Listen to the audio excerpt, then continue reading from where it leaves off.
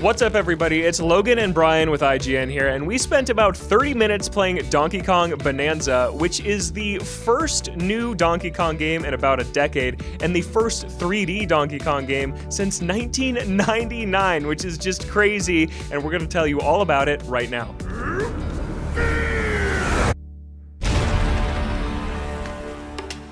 So, Brian, Donkey Kong Bananza. It is the first 3D Donkey Kong in ages, and it's really awesome. Just right off the bat, what'd you think of controlling Donkey Kong in a 3D space again? This was by far my favorite Switch 2 surprise of this Direct, this whole era. I am so happy that this character is back with its own game, and being able to control him and how he just has this crazy, sort of Hulk Ultimate Destruction style brute force meets Super Mario Odyssey. It's got this awesome feel of just running around destroying everything. He's got such a great weight to him, and I just love breaking shit in this game. It's awesome.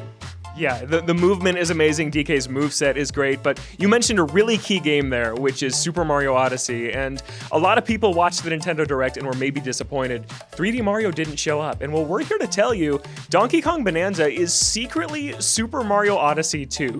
It is. We don't know for sure, but I'm like 99% confident that it is Nintendo EPD Tokyo, the 3D Mario team, that made Bananza, because it is just oozing with that team's identity and personality. Everything from just like the UI and the menu and the font, it looks like Mario Odyssey, and Donkey Kong is collecting golden bananas, and when you grab them, a cutscene plays just like the moon cutscene in Super Mario Odyssey. Like, just everything about it. This feels like the sequel to Odyssey we never got, but it's Donkey Kong this time. Did you get those impressions too? Absolutely, 100%. And I think what led it to me, specifically outside of everything you mentioned, is that his moveset has that same feel that Super Mario Odyssey had, right? Where you are chaining together a whole bunch of different, very clever, very fun, very creative moves, and there's a ton of verticality and hopping, and there's, surfing and punching and all this other stuff. And once you start chaining them all together, it brought back that sort of Mario 64 feel to me, which they recreated in Odyssey and Mario Sunshine and Galaxy and so many great games. And it just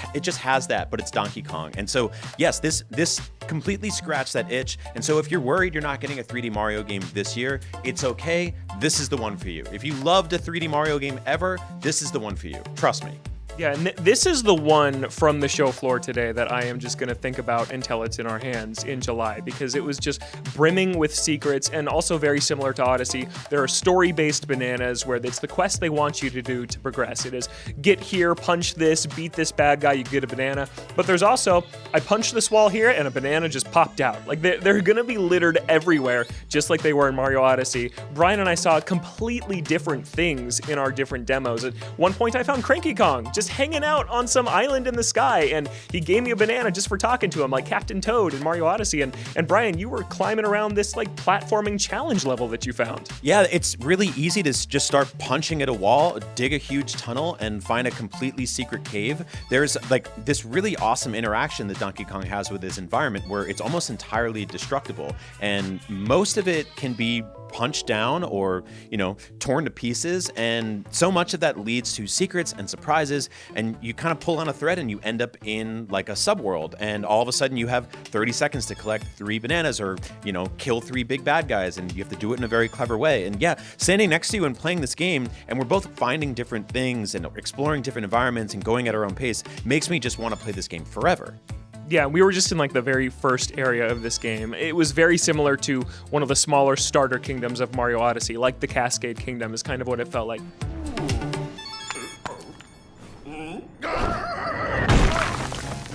Brian, you mentioned it. Let's talk about it now. You can destroy everything in this game, and the game remembers everything you destroyed, which is just really, really impressive tech Nintendo is showing off on Switch 2. You can punch your way through an entire tunnel that you carved out and made, and sometimes there's just treasure in there. Yeah. Like, I was just punching through a cave just for the heck of it, and a map just popped out, and oh, now I have a map of the area, I guess, and that was really cool. But when you pause, it goes to this fully rendered 3D top-down map of the area, and if you scroll around it, it remembers the caves you punched, and you can look at them on the map, and I've just never really seen something like that in a Nintendo game. The closest is like Hero's Path from Breath of the Wild, but it's really, really cool. It reminded me of sort of like a 3D SteamWorld dig, or something like that, with a little bit of Minecraft and a lot more aggression. What's cool is that you can reset the damage that you do. Now, there are like some walls you can't break and some things you can't climb, and those are to sort of gate you into specific areas where you're like, oh, I have to go up this one wall, and I can only do it by doing this specific power up. But for the most part, you have the freedom, and there's no timer above you really screaming at you saying, you gotta do this. So just punch stuff and dig around and see what you can find. Yeah, it's just a perfect fit for Donkey Kong as a character, I feel like. Where Mario Odyssey is all about the parkour and wall jumping and cap throwing, this game is about just destruction and chaos, and you're just constantly moving forward. So let's talk about DK's moveset for just a second, because he feels amazing to control. He can punch downward, he can punch upward, he can punch ahead, he can slap the ground like he can in Retro's Donkey Kong Country games, and that actually draws collectibles in, so you don't have to run around and gather everything. That's a way to do that. And then he can grab giant stone slabs from the ground, like we're seeing Brian do here, and then hurl them at enemies. I'm not gonna throw this in the ground. Yeah, please don't. Or you can jump on it and just start surfing around, and it just spins underneath you, kind of like a weird boogie board or something like that, and it starts to grind down the more you ride on it. And there's a whole bunch of moves you can do from there. So again, like before, chaining these moves together, they're all really aggressive and really fun. I think this is just gonna be so playful. I feel like kids are gonna have a blast with this game, just wrecking stuff. Yeah, kids and I think speedrunners too, because Mario Odyssey is a fantastic speedrunning game, and we found a lot of cool tech that Donkey Kong has just in the half hour of this. He can also climb any wall, by the way. There's some slippery surfaces he can't scale, but for the most part, you can just climb up and get to the top of any mountain. But we talked to some PR folks from Nintendo that basically said, oh, there's so much stuff in that demo that Donkey Kong can do that we didn't see. And that is just so exciting to think about. All the, like you mentioned earlier, Odyssey is all about chaining together these combos, and I think people are going to do crazy stuff as DK in this game.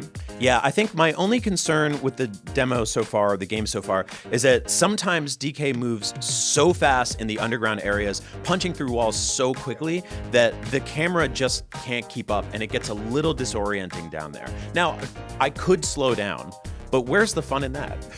Yeah, no, this game is all about being fast, and it's just really a different idea for a 3D platformer of this style. It almost feels like, I don't know, Wario World on GameCube or something like that, but better than that game. I think it feels a lot better than that game did. And yeah, there's tons of collectibles too, littered everywhere. We were finding fossils and coins that maybe were like regional coins, like purple coins in Odyssey. I think there's gonna be outfits. We saw Donkey Kong wearing like pants at the beginning of this. And so, yeah, what do you want to see Donkey Kong wear in this game? Nothing.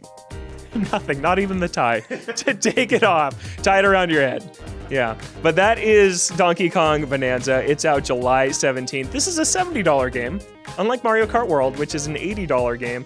And yeah, we can't wait to see more about this one. But for now, while we wait for July, we have a ton more Switch 2 coverage up on IGN, including previews of the hardware of Nintendo Switch 2 and Mario Kart World and all the other games Brian and I saw at the show. So Brian, thanks so much. Thank you. For everything else Switch 2, keep it locked at IGN.